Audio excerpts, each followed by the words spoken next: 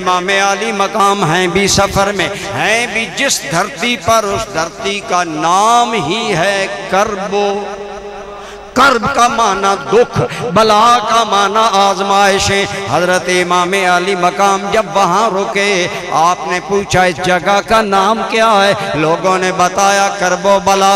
حضرت امام حسین کے چہرے پر معنی خیز لبوں پر مسکراہٹ آئی۔ علماء نے لکھا مسکراہٹ اس لیے آئی کہ نانا جان نے میدان کا نام بھی ڈکلیئر کر دیا تھا کہ کرب و بلا میں میرا بیٹا شہید ہوگا۔ سمجھ گئے ہم مقتل میں آ گئے، ہم قتل گاہ میں آ گئے، لیکن پھر بھی شکوہ، شکایت، بے صبری نہیں۔ میں کہتا ہوں دوستو، امام علی مقام ہیں بھی سفر میں، ہیں بھی حالت جنگ میں، ہیں بھی پریشانیوں کے عالم میں، اور صبح سے لے کر ظہر تک پیاروں کے لاشیں اٹھا اٹھا کر ہاتھ خون سے رنگین ہے۔ علماء سے اگر پوچھیں، اگر درم برابر خون لگ جائے یہ نجاست غلیظہ ہے، عام حالات میں نماز کے قریب نہیں جا سکتے، لیکن میرے سامعین اللہ کی قسم شیعوں نے بھی لکھا، سنیوں نے بھی لکھا، وہابیوں نے بھی لکھا،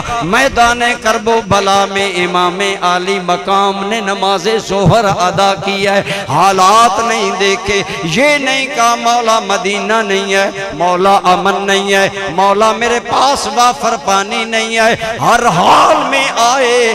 کیوں؟